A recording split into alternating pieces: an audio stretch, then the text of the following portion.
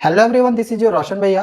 तो आज का ये जो वीडियो है आप सभी बच्चों के लिए बहुत ही ज़्यादा इंपॉर्टेंट होने वाला है, क्योंकि एग्जामिनेशन से ठीक पहले आप लोग को मैं लास्ट मिनट रिवीजन जो है वो करवाने वाला हूँ। केमिस्ट्री का आप लोग कंप्लीट पोर्शन का रिवीजन करवाने जा रहा हूँ। वीडियो बहुत इंपॉर्टेंट है, अपने फ्रेंड लोग में भी इस वीडियो को शेयर करना ताकि उनको भी फायदा हो सके। तो चलिए स्टार्ट करते हैं। सबसे पहले पहला चैप्टर हम लोग क्या है, केमिकल रिएक्शन एंड इक्वेशन। इसमें हमें सबसे पहले तो जो केमिकल रिएक्शंस की प्रॉपर्टीज है इसको याद रखना है। तो इसके जितने भी रिएक्शंस है इन रिएक्शंस को याद करते जाना। जैसे पहला है चेंज इन स्टेट, यानी कि केमिकल रिएक्शन के दौरान स्टेट में चेंजिंग होता है। अब जैसे यहाँ पे दिया गया कि एमोनिया को अगर हाइड्रोक्लोरिक एसिड के साथ रिएक्ट किया गया तो हमें यहाँ पे एमोनियम क्लोराइड मिला। अब यहाँ में सर कैसे पता चला कि स्टेट में चेंज हुआ? स्टेट में चेंज होने कहने का मतलब क्या है कि सॉलिड, लिक्विड, गैस ये सब में चेंज हो जाना। जैसे यहाँ पे जो एमोनिया है ये गैसेस के फॉर्म में है, जबकि यहाँ पे जो एमोनियम क्लोराइड हमें मिला वो सॉलिड के फॉर्म में मिला। तो देखो गैस में चेंज हुआ, ठीक है, मतलब स्टेट में चेंज हुआ। दूसरा है कि केमिकल रिएक्शन के दौरान कलर में भी चेंज होता है। जैसे कि यहाँ पे ये जो सिल्वर है ये सिल्वरी व्हाइट कलर का है, लेकिन जैसे ही हाइड्रोजन सल्फाइड के साथ ये रिएक्ट किया तो यहाँ पे देखो ये ब्लैक कलर का हो गया। ठीक है, तो यहाँ पे कलर में चेंज हुआ।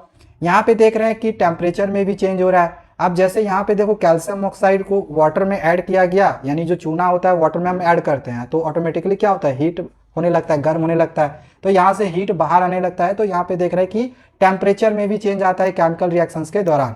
एंड आपको यहाँ पे याद रखना है कि दो तरह का ये टेम्परेचर चेंजिंग होता है, एक होता है एक्सोथर्मिक रिएक्शन, एक होता है इंडोथर्मिक रिएक्शन। इंडोथर्मिक रिएक्शन में हीट हम लोग करते हैं एंड एक्सोथर्मिक में हीट बाहर जाता है, इतना पता होगा। अगला है इवोल्यूशन ऑफ गैस। तो गैस इवॉल्व हो रहा है। जैसे हम यहाँ देख रहे हैं कि जिंक को हाइड्रोसल्फ्यूरिक एसिड के साथ रिएक्ट किया गया तो यहाँ पे देखो हाइड्रोजन गैस इवॉल्व हुआ। नेक्स्ट अगला है फॉर्मेशन ऑफ प्रिसिपिटेशन। तो प्रिसिपिटेट का भी फॉर्मेशन होता है। जैसे कि बेरियम क्लोराइड को सल्फ्यूरिक एसिड के साथ रिएक्ट किया गया तो यहाँ पे हमें बेरियम सल्फेट मिला, जो कि ये एक सॉलिड व्हाइट कलर का प्रिसिपिटेट होता है। नेक्स्ट अगला है टाइप्स ऑफ केमिकल रिएक्शन, जो कि ये भी आप लोग के एग्जामिनेशन के लिए बहुत ही ज्यादा इंपॉर्टेंट है। पहला टाइप है कॉम्बिनेशन रिएक्शन। तो इसमें क्या होता है कि दो या दो से ज्यादा रिएक्टेंट मिलके एक सिंगल प्रोडक्ट फॉर्म करता है। दूसरा है डिकम्पोजिशन रिएक्शन। तो इसमें डिकम्पोज होके एक सिंगल रिएक्टेंट डिकम्पोज होके दो या दो से ज्यादा प्रोडक्ट फॉर्म कर लेता है। अब ये तीन टाइप का होता है, जिसमें पहला है थर्मल डिकम्पोजिशन। इसमें क्या होता है कि कोई भी कंपाउंड को हम इस तरह से हीट करते हैं, यानी रिएक्टेंट को हीट करते हैं एंड हीट करने से ये जो कंपाउंड होता है वो डिकम्पोज हो जाता है और दो रिएक्टेंट बन जाता है।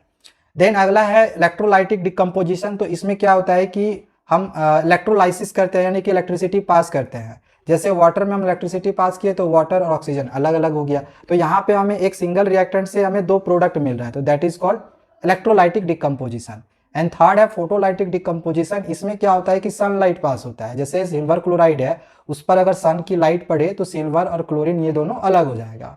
ठीक है, नेक्स्ट अगला है डिस्प्लेसमेंट रिएक्शन। तो इसमें क्या होता है कि जो मोर रिएक्टिव मेटल होता है वो लेस रिएक्टिव मेटल को डिस्प्लेस कर लेता है। जैसे यहाँ पे Fe जो है मोर रिएक्टिव मेटल है और कॉपर जो है वो लेस रिएक्टिव है। तो कॉपर को देखो यहाँ से हटा दिया, कॉपर के पास जो है वो Fe आ गया और कॉपर बाहर चला गया। ठीक है, तो यहाँ पे लेस रिएक्टिव एलिमेंट को मोर रिएक्टिव एलिमेंट डिस्प्लेस कर देता है। एंड डबल डिस्प्लेसमेंट रिएक्शन क्या होता है, तो इसमें आयंस का एक्सचेंज होता है, जो कि आप यहाँ पे देख रहे होंगे। ठीक है, इसमें जैसे बेरियम सल्फेट में दो प्लस चार्ज होता है, बेरियम में सॉरी दो प्लस चार्ज होता है, सल्फेट में दो नेगेटिव चार्ज होता है। तो देखो ये जो BaSO4 है ये प्लस माइनस जो है वो एक साथ आ गया और NaCl, Na प्लस होता है Cl माइनस हो गया होता है, तो ये दोनों एक साथ हो गया, तो ये इसमें आयंस का एक्सचेंज हो गया। एंड नेक्स्ट आगे पांचवा नंबर है ऑक्सीडेशन एंड रिडक्शन। तो ऑक्सीडेशन में क्या होता है कि या तो ऑक्सीजन गेन करेगा या तो हाइड्रोजन लूज करेगा।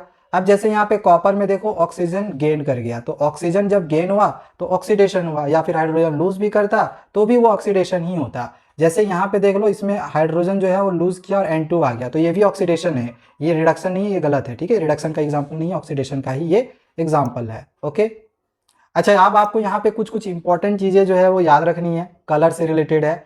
दिया गया the colour of powder of और ash formed when a magnesium ribbon is burnt in air is white.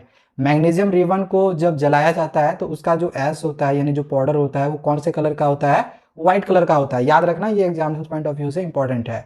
और ये भी याद रखना कि जो अनबैलेंस्ड केमिकल इक्वेशन होता है उसको हम स्केल्टर रिएक्शन भी कहते हैं। कई बार एग्जामिनेशन में आ जाता है ना, बच्चे कंफ्यूज हो जाते हैं, उनको लगता है पढ़े ही नहीं है, तो अनबैलेंस्ड को ही स्केल्टर रिएक्शन कहा जाता है। नेक्स्ट है कुछ यहाँ पे कलर्स के नाम आपको याद रखने हैं, जो कि एग्जामिनेशन में से रिलेटेड क्वेश्चन पूछा जाता है कि फेरस सल्फेट क्रिस्टल की जो कलर होती है वो ग्रीन कलर का होता है। इसका फॉर्मूला भी हमने यहाँ पे लिख दिया है। लेड आयोडाइड जिसका फॉर्मूला PbI2 होता है, ये एक प्रिसिपिटेट होता है येलो कलर का। कॉपर ऑक्साइड ये ब्लैक कलर का होता है, इसका फॉर्मूला CuO होता है। कॉपर सल्फेट CuSO4 होता है, इसका ये कल ब्लू कलर का होता है। नाइट्रोजन डाइऑक्साइड ये ब्राउन कलर का होता है। लेड नाइट्रेट जिसका फॉर्मूला CuNO3 होता है, ये व्हाइट कलर का होता है। सिल्वर आयोडाइड ये भी एक तरह का प्रिसिपिटेट ही होता है, इसका फॉर्मूला AgI होता है, ये येलो कलर का होता है। एंड सिल्वर ब्रोमाइड भी येलो कलर का प्रिसिपिटेट होता है। तो ये इसको दिमाग में रख लेना, एग्जाम्स में आता है। अगला चैप्टर है एसिड्स बेसिस एंड साल्ट। तो यहाँ पे आपको कुछ नेचुरल सोर्सेज के नाम है, जैसे ऑरेंज लेमन, इसमें साइट्रिक एसिड पाया जाता है या एब्जॉर्बिक एसिड। टैमेरिंड या ग्रेप्स में टार्टेरिक एसिड पाया जाता है। टोमेटो या स्पिनैक में ओक्जेलिक एसिड पाया जाता है। आंट के स्टिंग में या फिर बी के स्टिंग में फॉर्मिक एसिड, जिसे हम मिथेनोइक एसिड भी कहते हैं, ये पाया जाता है। विनेगर में एसिटिक एसिड पाया जाता है। कर्ड में लैक्टिक एसिड पाया जाता है। एप्पल में मैलिक एसिड पाया जाता है। यूरिन में यूरिक एसिड पाया जाता है। ओलिव ऑयल में ओलिक एसिड और फैट्स में स्टेरिक एसिड। तो ये सब नाम एटलीस्ट आप लोग जरूर याद रख लेना, क्योंकि ये आपके एनसीईआरटी बुक से हमने दिया हुआ है। अब आगे यहाँ पे दिया है कि एसिड अगर मेटल के साथ रिएक्ट करता है तो साल्ट और हाइड्रोजन मिलता है। याद रख लेना, एसिड मेटल के साथ रिएक्ट करेगा, साल्ट और हाइड्रोजन फॉर्म करता है। इसी प्रकार से एसिड बेस के साथ रिएक्ट करता है तो साल्ट और वाटर फॉर्म करता है, एंड ये न्यूट्रलाइजेशन रिएक्शन भी कहलाता है। वहीं एसिड अगर मेटेलिक ऑक्साइड के साथ रिएक्ट करेगा तो वो सॉल्ट और वाटर यहाँ भी फॉर्म करेगा। और एसिड मेटल कार्बोनेट या फिर मेटल हाइड्रोजन कार्बोनेट के साथ रिएक्ट करता है तो साल्ट, वाटर और कार्बन डाइऑक्साइड ये तीनों ही फॉर्म करता है। तो इस रिएक्शन को याद कर लेना। अगला है बेसिस। तो बेसिस अगर मेटल के साथ रिएक्ट करता है तो साल्ट और हाइड्रोजन गैस फॉर्म करता है। एंड अगर बेस मेटेलिक ऑक्साइड के साथ रिएक्ट करता है तो वो सॉल्ट और वाटर फॉर्म करता है। तो ये सब याद रखना। एंड कुछ इंपॉर्टेंट चीज़ें और भी है, जैसे अल्कलीज को लेके दिया गया है कि अल्कलीज जो होती है वो हमेशा हाइड्रोक्साइल आयंस फॉर्म करती है एक्वस सॉल्यूशन में।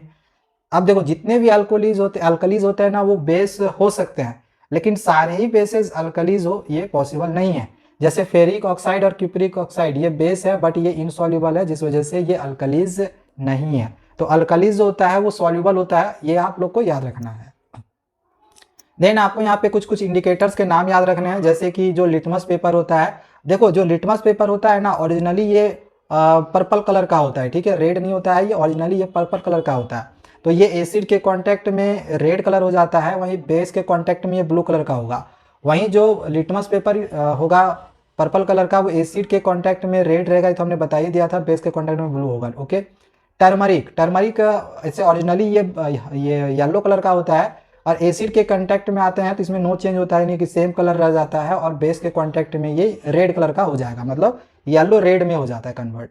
अगला है फिनोल्फथेलिन। तो एसिड के कांटेक्ट में इसमें भी कोई चेंज नहीं होता है, या फिर ये कलरलेस हो जाएगा आपका, एंड ये बेस के कांटेक्ट में पिंक कलर का हो जाता है। और मिथाइल ऑरेंज जो कि ऑरेंज कलर का होगा, ये एसिड के कांटेक्ट में रेड हो जाता है, और बेस के कांटेक्ट में ये येलो हो जाता है। तो आपको ये याद रख लेना है। अब यहाँ पे कुछ फॉर्मूला है, इसको भी याद रखना है। जैसे कास्टिक सोडा का फॉर्मूला होता है NaOH, इसका केमिकल नेम है सोडियम हाइड्रोक्साइड। ब्लीचिंग पाउडर का फॉर्मूला होता है CaOCl2, एंड इसका कैल्शियम ऑक्सीक्लोराइड केमिकल नेम बोलते हैं। बेकिंग सोडा का फॉर्मूला होता है NaCO3, जिसको हम सोडियम बाइकार्बोनेट भी कहते हैं। वॉशिंग सोडा का फॉर्मूला होता है Na2CO3 10H2O, and plaster of Paris का फॉर्मूला होता है CaSO4 ½ H2O। अब कास्टिक सोडा का फॉर्मेशन किस प्रकार से होता है, तो सोडियम क्लोराइड को हम वाटर के साथ इलेक्ट्रिसिटी पास करते हैं, तो बस हमें जो कास्टिक सोडा है यानी कि NaOH है वो हमें मिल जाता है। एंड इसको हम लोग क्लोर अल्कली प्रोसेस भी कहते हैं, इसको याद रखना है। इसी प्रकार से ब्लीचिंग पाउडर को यहाँ पे देख लो, इसमें क्या किया गया है कि कैल्शियम हाइड्रोक्साइड को क्लोरीन के साथ ऐड किया गया, तो इससे ब्लीचिंग पाउडर का फॉर्मेशन हो जाता है। बेकिंग सोडा कैसे बनता है, जिसका फॉर्मूला NaCO3 होता है, तो NaCl, water, carbon dioxide, ammonia, इन सब के रिएक्शन से बेकिंग सोडा बन जाता है। वॉशिंग सोडा कैसे बनता है, तो वॉशिंग सोडा के लिए आपको यहाँ पे ये दो चीज़ याद रखना है। पहले NaCO3 को हम लोग हीट करते हैं तो हमें Na2CO3 मिलता है, फिर इसको हम लोग 10H2O के साथ रिक्रिस्टलाइजेशन करते हैं, तब जाके फिर हमें वॉशिंग सोडा जो है वो मिलता है। अगला है प्लास्टर ऑफ पेरिस। तो इसको अगर हम 373 केल्विन टेम्परेचर के साथ हीट करते हैं तो फिर हमें जिप्सम को अगर हम प्लास्टर ऑफ पेरिस के साथ हीट करते हैं तो हमें प्लास्टर ऑफ पेरिस मिलता है। जिप्सम का फॉर्मूला याद रख लेना, CaSO4 2H2O होता है। अब आगे pH स्केल को लेके कुछ इंपॉर्टेंट चीज़ें दी गई है। दिया गया है कि all substances having pH values between 0 and 7 are acidic in nature. मतलब जितने भी सबस्टांसेज जिसकी pH 0 से 7 के बीच में होती है तो वो एसिडिक होते हैं नेचर में, और जितनी कम pH उसका स्ट्रेंथ एसिड का उतना ज़्यादा होगा। ठीक है, बेस को भी लेकर उसी प्रकार से दिया गया है कि जितने सब्सटेंसेस होते हैं जिसकी पीएच 7 से 14 के बीच में होती है वो बेसिक होते हैं नेचर में, एंड जितना ज़्यादा पीएच होगा उतना बेस का स्ट्रेंथ उतना ज़्यादा होगा, और अगर पीएच 7 रहता है तो वो न्यूट्रल होता है। अब कुछ यहाँ इंपॉर्टेंट चीज़ें और है, जैसे बेकिंग सोडा का जो इस्तेमाल है वो एंटासिड के रूप में किया जाता है, यानी कि एसिडिटी को हटाने के लिए किया जाता है। बेकिंग सोडा का इस्तेमाल फायर एक्सटिंग्विशर में भी किया जाता है। वॉशिंग सोडा का इस्तेमाल हार्ड वाटर को सॉफ्ट करने के लिए किया जाता है। याद रखना ये सब इंपॉर्टेंट एग्जामिनेशन में आएंगे। साथ ही वॉशिंग सोडा का इस्तेमाल बोरेक्स बनाने के लिए भी किया जाता है। अगला सोडियम हाइड्रोक्साइड का जो इस्तेमाल है वो सोप्स और डिटर्जेंट्स बनाने के लिए किया जाता है। साथ ही साथ पेट्रोलियम रिफाइनिंग में भी इसका इस्तेमाल किया जाता है। एंड एक लास्ट दिया गया है कि गुआवा में ऑक्जेलिक एसिड प्रेजेंट रहता है, तो ये सब सारा याद रख लेना। नेक्स्ट चैप्टर है मेटल्स एंड नॉन मेटल्स। तो मेटल्स के बारे में पता है कि ये क्या करते हैं कि जो इलेक्ट्रॉन्स होता है उसको लूज करते हैं और लूज करके एक पॉजिटिवली चार्ज आयंस बनाते हैं जिसको हम कैटायन भी कहते हैं। या तो फिर इसके आउटर मोस्ट शेल में, मतलब किसी भी एटम के अगर आउटर मोस्ट शेल में 1, 2 या 3 एलिमेंट्स आए तो हम कहते हैं कि वो मेटल है। जैसे कि सोडियम पे देख लो, यहाँ पे एक इलेक्ट्रॉन लूज करके एक पॉजिटिवली चार्ज आयंस बनाया, और सोडियम का एटॉमिक नंबर होता है 11। इसका इलेक्ट्रॉनिक कॉन्फ़िगरेशन करोगे तो 2, 8, 10, 10 और 11। आउटर मोस्ट शेल में एक इलेक्ट्रॉन आया, इस वजह से इसको हम कहेंगे मेटल। एंड नॉन मेटल उसी का जस्ट अपोजिट है, कि इसमें एक इलेक्ट्रॉन गेन करता है और एक निगेटिवली चार्ज आयंस बनाता है। एंड इसमें अगर आउटर मोस्ट शेल में 5, 6, 7, 8 रहे तो वो फिर नॉन मेटल होगा। अब यहाँ पे कुछ इंपॉर्टेंट चीज़ें कि मेटल और ऑक्सीजन का रिएक्शन होता है तो इससे मेटल ऑक्साइड मिलता है जो कि नेचर में बेसिक होता है। आपको ये भी याद रखना है कि जो एल्युमिनियम ऑक्साइड और जिंक ऑक्साइड होता है ये एसिडिक और बेसिक दोनों तरह की प्रॉपर्टी को दिखाता है, इस वजह से इसको हम एम्फोथेरिक ऑक्साइड्स भी कहते हैं। सोडियम और पोटेशियम ऑक्सीजन के साथ बहुत ही जल्दी रिएक्ट कर जाता है, इसलिए इसको खुला नहीं रखा जाता है, इसको केरोसिन ऑयल में हम लोग डुबो कर रखते हैं। एंड आगे अब कुछ रिएक्शन है, जैसे मेटल को वाटर के साथ रिएक्ट करते हैं तो मेटल ऑक्साइड मिलता है और हाइड्रोजन मिलता है। फिर यही जो मेटल ऑक्साइड है दोबारा से वाटर के साथ रिएक्ट करके मेटल हाइड्रोक्साइड फॉर्म करता है। अब आगे दिया गया है कि अगर एसिड मेटल के साथ रिएक्ट करे, जैसे पोटेशियम, सोडियम, इनके साथ रिएक्ट करे तो वो साल्ट और हाइड्रोजन गैस फॉर्म करता है। एंड हाइड्रोजन गैस का जो साउंड होता है वो पॉप साउंड होता है, इसको भी याद रखना। एक्सेप्शन है कि यही जो एसिड्स, कुछ एसिड्स ऐसे भी है जो इस तरह के मेटल के साथ रिएक्ट करके वो हाइड्रोजन गैस वो नहीं फॉर्म करके H2O फॉर्म करता है। कौन सा एसिड है? तो नाइट्रिक एसिड पोटेशियम या सोडियम जैसे मेटल के साथ रिएक्ट करके हाइड्रोजन इवॉल्व नहीं करता है गैस, बल्कि वो वाटर फॉर्म कर लेता है। लेकिन फिर से जैसे मैग्नीशियम और मैंगनीज जैसे मेटल के साथ यही जो नाइट्रिक एसिड होती है सेम वैसी बिहेव करेगा, फिर ये हाइड्रोजन गैस यहाँ से फॉर्म करता है। तो ये इंपॉर्टेंट लाइन है, इसको ध्यान में रखना। अगला है जो मेटल होता है वो बेसिक ऑक्साइड फॉर्म करता है, जो नॉन मेटल होते हैं वो एसिडिक ऑक्साइड फॉर्म करते हैं, तो इसको ध्यान में रखना। अब मेटल को एक्सट्रैक्ट कैसे करते हैं? तो जो लेस रिएक्टिव मेटल होता है जैसे मरकरी, कॉपर, गोल्ड, सिल्वर, तो इनका रोस्टिंग किया जाता है, यानी ऑक्सीजन के प्रेजेंस में इसको हीट किया जाता है। एंड जो लेस रिएक्टिव मेटल्स होते हैं ये सब सल्फाइड के फॉर्म में ही यूजुअली प्रेजेंट होते रहते हैं हमारे अर्थ क्रस्ट में। वहीं जो मीडियम रिएक्टिविटी सीरीज के मेटल्स होते हैं जैसे जिंक, आयरन, लेड, तो ये सल्फाइड और कार्बोनेट दोनों के फॉर्म में ये प्रेजेंट रहते हैं। एंड इनका जो होता है वो कैल्सिनेशन होता है, मतलब जो ऑक्सीजन के अब्सेंस में जिनको एक्सट्रैक्ट किया जाएगा तो वो कैल्सिनेशन होगा, और ऑक्सीजन के प्रेजेंस में अगर हीट किया जाएगा तो वो रोस्टिंग होता है, बस इसको याद रखना। एंड जो हाईली रिएक्टिव मेटल्स होते हैं जैसे कि ये सब है तो इसका इलेक्ट्रोलाइटिक रिडक्शन के द्वारा इसको एक्सट्रैक्ट किया जाता है। नेक्स्ट चैप्टर है कार्बन एंड इट्स कंपाउंड, जिसमें आपको सबसे पहले कोवैलेंट बॉन्ड का टाइप्स पढ़ना है, जिसमें आपको याद रखना है 3 तरह के बॉन्ड होते हैं, सिंगल, डबल एंड ट्रिपल। जैसे कि जो हाइड्रोजन होती है सिंगल बॉन्ड ये बनाता है, जो ऑक्सीजन होती है इसमें डबल बॉन्ड बनाता है, नाइट्रोजन ट्रिपल बॉन्ड बनाता है, तो बस ये याद रख लेना। अब हाइड्रोकार्बन जो होता है वो 2 टाइप का होता है, ए साइक्लिक और दूसरा आता है कार्बोसाइक्लिक, जिसको हम साइक्लिक भी कहते हैं। अब जो ए साइक्लिक होता है ये 3 टाइप के होते हैं, एल्केन, एल्कीन, एल्काइन। एल्केन में सिंगल बॉन्ड होता है, एल्कीन और अल्काइन में डबल और ट्रिपल बॉन्ड होता है, मतलब एल्कीन में डबल बॉन्ड, एल्काइन में ट्रिपल बॉन्ड। और जो एल्कीन और एल्काइन होते हैं ये अनसेचुरेटेड होते हैं, एल्केन जो होता है वो सेचुरेटेड होता है, तो इसको याद रखना। जो साइक्लिक होता है या फिर कार्बोसाइक्लिक कहते हैं तो ये 2 टाइप का होता है, एलिसाइक्लिक और एरोमेटिक। तो एरोमेटिक में बस आपको बेंजीन का ये वाला डायग्राम बना लेना है, इसका फॉर्मूला क्या होता है, C6H6 बेंजीन का फॉर्मूला होता है, बस इसको याद रखना। एंड एलिसाइक्लिक 3 टाइप का होता है, साइक्लोएल्केन, साइक्लोएल्कीन और साइक्लोएल्काइंस, बस इसको ध्यान में रखना है। अच्छा, एल्केन का अगर जनरल फॉर्मूला लिखने आए तो जनरल फॉर्मूला होता है एल्केन का CnH2n+2, एल्कीन का जनरल फॉर्मूला आता है CnH2n, एंड एल्काइन का होता है CnH2n-2, एंड इससे आप कोई भी फॉर्मूला बना सकते हो, चाहे वो मीथेन हो, इथीन हो, प्रोपाइन हो, ब्यूटाइन हो, कुछ भी फॉर्मूला आप बना सकते हो। एंड सफिक्स आपको याद होगा कि एक कार्बन एटम होगा तो वो मिथ होगा, कार्बन के 2 एटम हो गए तो इथ होगा, 3 एटम होगा तो प्रॉप होता है, 4 होता है तो ब्यूट होता है, इस तरह से बाकी आप यहाँ पे देख सकते हो। अब आगे दिया गया है होमोलोगस सीरीज क्या होता है, तो जिसका सेम जनरल फॉर्मूला हो और सेम फंक्शनल ग्रुप हो, इसी को हम होमोलोगस सीरीज कहते हैं। Same general formula and same functional group.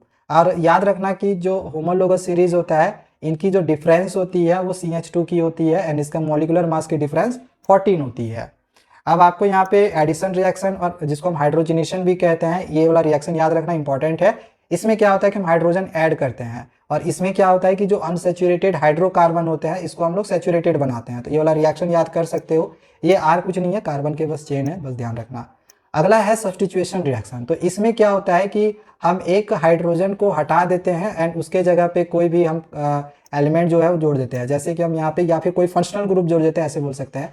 जैसे यहाँ मीथेन में हमने एक हाइड्रोजन हटा के जो है वो एक क्लोरीन जो है वो ऐड कर दिया, ठीक है, तो वो सब्स्टिट्यूशन रिएक्शन हो गया। नेक्स्ट अगला है स्टेरिफिकेशन। स्टेरिफिकेशन क्या होता है, तो ये एक स्वीट स्मेलिंग सब्सटेंस होता है, इसका इस्तेमाल परफ्यूम वगैरह बनाने में किया जाता है, एंड इसका आप जो रिएक्शन है उसको देख सकते हो, चाहो तो इसको याद कर सकते हो, ये स्टर का फॉर्मूला होता है।